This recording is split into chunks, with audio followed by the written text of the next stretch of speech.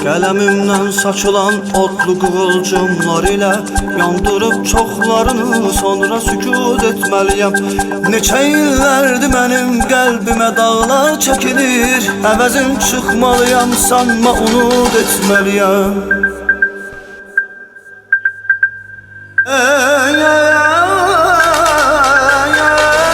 Tacanın cismi də var, həqqə qunut etməliyəm. Bu fani dünyada mən həqqı subut etməliyəm. Gəlinim anədir öpün, hava səs gəldi yenə. Çıxacaq yaxşı günə, həqqı umut etməliyəm. Gəlinim anədir öpün, hava səs gəldi yenə. Çıxacaq yaxşı günə, həqqı umut etməliyəm.